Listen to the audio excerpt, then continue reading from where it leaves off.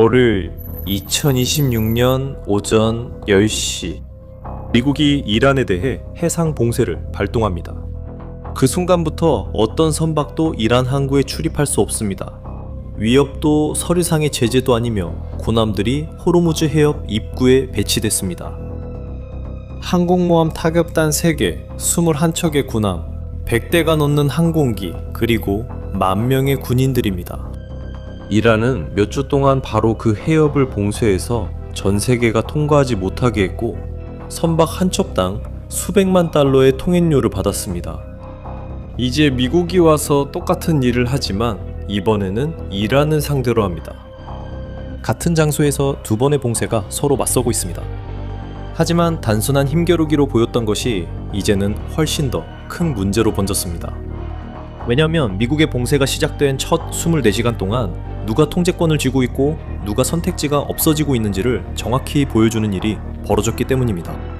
봉쇄가 발효된 직후 몇 시간 만에 미치스테리라는 이름의 중국 유조선이 한계를 시험하려고 했습니다.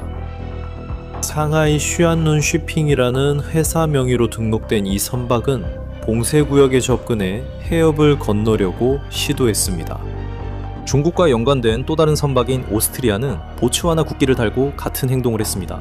두 선박 모두 물러섰습니다. 미치스토리는 180도 방향을 바꿔 다시 페르시아만 안으로 돌아갔습니다. 오스트리아는 가까이 오기도 전에 항로를 바꿨습니다. 미국 중앙사령부는 총 6척의 상선이 이란 항구로 되돌아가도록 명령받았다고 밝혔습니다. 어떤 선박도 봉쇄를 뚫지 못했습니다. 첫 온전한 하루가 끝날 무렵 미 중부사령부는 봉쇄가 완전히 시행되었다고 발표했습니다. 그리고 이란의 해상구역이 그들의 말에 따르면 완전히 차단되었다고 했습니다. 10,000명의 미군과 12척이 넘는 군함, 전투기들이 모두 배치되어 이란으로 들어오거나 나가는 어떤 것도 바다로는 허용되지 않도록 했습니다. 그리고 이제 대부분의 분석에서 설명하지 않는 부분이 나옵니다. 왜 이것이 이란에게 그렇게 치명적인 일일까요? 단순히 자존심이나 군사 전략의 문제가 아닙니다. 이것은 시간의 문제입니다. 그리고 시간이 이란에 불리하게 작용한다는 사실을 거의 아무도 이해하지 못했습니다.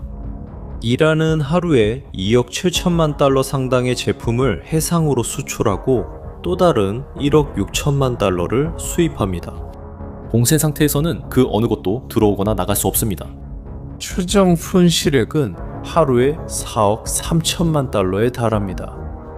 한 달에 130억 달러 이상입니다. 그리고 대안이 없습니다. 이란 경제의 90%가 걸프만을 통한 해상 무역에 의존하고 있습니다. 이를 트럭이나 비행기로 대체할 수 없습니다. 하지만 더 시급한 문제는 따로 있습니다. 이란은 하루에 약 150만 배럴 석유를 수출합니다. 하지만 봉쇄가 되면 이 석유는 갈 곳이 없습니다. 저장해야 합니다. 문제는 이란의 저장 용량이 5천만에서 6천만 배럴 정도인데 이미 60%가 차 있다는 점입니다. 즉 약 2천만 배럴 정도만 더 저장할 수 있다는 뜻입니다. 현재 속도라면 이 저장고들은 약 2주 만에 가득 찹니다. 또한 저장고가 다 차면 이란은 유정을 폐쇄해야 합니다. 그리고 유정을 폐쇄하는 것은 수도꼭지를 잠그는 것과는 다릅니다. 유정을 닫으면 채굴 능력의 5에서 10%를 잃게 됩니다. 이는 영구적인 손상입니다. 이런 인프라는 복구하는데 수년이 걸릴 수 있습니다. 이미 이란이 타격을 받고 있다는 신호가 있습니다. 국영 석유화학 회사는 내부 공급을 우선하기 위해 모든 수출을 추후 통보 시까지 중단했습니다. 한 나라가 내부 생존을 위해 자체 수출을 제한하기 시작한다면 그 압박이 효과를 내고 있다는 신호입니다. 이란이 어떻게 이런 상황에 이르게 되었는지 이해하려면 며칠 전 파키스탄의 수도 이슬라마바드로 돌아가야 합니다. 지난주 파키스탄은 미국과 이란 간에 직접 회담을 중지했습니다. 미국 측에서는 조타리 벤스 부통령이 대표단을 이끌었습니다. 이란 측에서는 국회의장 갈리바프가 약 100명의 관계자들을 이끌고 왔습니다. 협상은 22시간 연속으로 진행됐습니다. 벤스는 마라톤 협상 중 트럼프에게 여러 번 전화했습니다. 그는 직접 말하길 대여섯 번, 어쩌면 12번 정도 전화했다고 했습니다. 결정이 필요할 때마다 그는 전화를 들어 직접 대통령과 통화했습니다. 이란인들은 똑같이 하지 않았습니다. 테헤란에 다시 전화하지 않았습니다. 보도에 따르면 보안상의 우려로 인해 그들은 통신이 도청될 것을 두려워했던 것으로 보입니다. 이것은 중요한 사실을 밝혔습니다. 그 방에 있던 100명의 이란 관리들은 어떤 합의도 체결할 권한이 없었습니다. 전혀 없었습니다. 그들은 제안을 다시 가져가서 승인을 기다려야 했습니다. 하지만 2월 공격에서 최고 지도자가 사망한 이후로 이란에서 누가 결정을 내리고 있는지 아무도 확실히 알지 못합니다. 한편에는 세계에서 가장 강력한 대통령과 직통전화가 있는 부통령이 있습니다. 다른 한편에는 아무것도 결정할 수 없는 100명의 대표단이 있습니다. 협상 테이블에서의 이러한 비대칭성은 어떤 경제 지표보다도 이란의 상태를 더 잘 보여줍니다.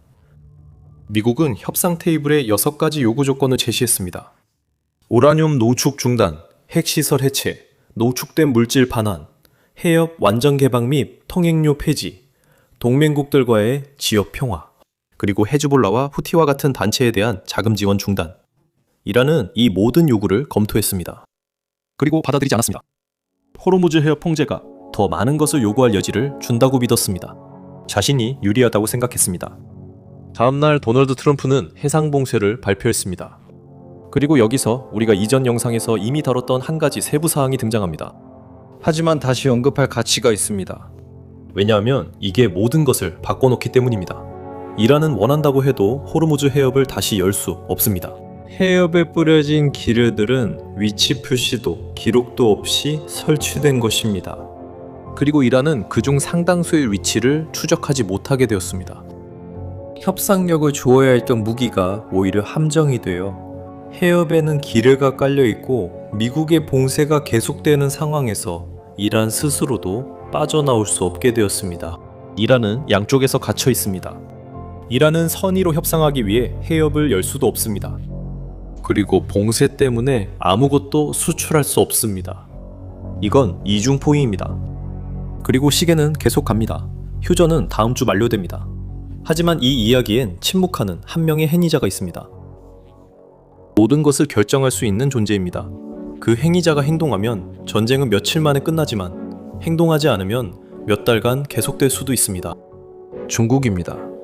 이란이 해상으로 수출하는 석유의 80% 이상이 중국으로 갑니다. 해상 추적 데이터에 따르면 4월 14일 기준으로 1억 5,700만 배럴의 이란산 석유가 공해상에 있었습니다. 그중 97%가 중국을 목적지로 했으며 여기에 많은 사람들이 모르는 세부 사항이 있습니다. 중국 세관의 공식 기록에는 2022년부터 이란산 석유 수입이 0으로 나타나 있습니다. 제로입니다. 하지만 2025년 중국의 말레이시아산 석유 수입은 하루 130만 배럴에 달했습니다. 말레이시아 전체 생산량의 2배가 넘는 수치입니다. 즉, 중국은 수년간 이란산 석유를 구매해왔던 겁니다. 다만 말레이시아산으로 위장해서 말이죠. 가짜 국기를 다한 선박들, 조작된 트랜스폰더, 그리고 공해상에서 이루어지는 환정, 제재를 피하기 위해 만들어진 그림자 선단 전체가 움직이고 있습니다.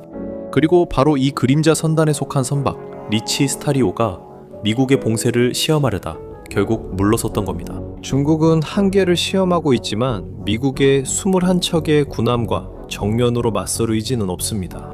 베이징은 이번 봉쇄를 위험하고 무책임하다고 비난했지만 실제로 미국에 직접 대응하는 행동은 하지 않았습니다. 사실 중국은 난처한 입장에 처해 있습니다. 중국은 이란의 최대 교역 상대국이지만 그 해협이 다시 열리기를 절실히 바라고 있습니다. 중국은 또한 사우디아라비아, 이라크, 아랍에미리트에서 석유를 받기 위해 호르무즈 해협에 의존하고 있습니다. 전체적으로 중국이 수입하는 석유의 약 절반이 그곳을 통과합니다.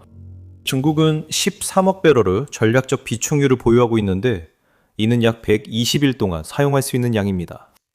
중국은 이란산 석유 없이도 버틸 수 있습니다. 문제는 중국이 그렇게 하길 원하는지입니다. 한편 21척의 군함 이 충돌로 인해 며칠째 발이 묶여 있습니다.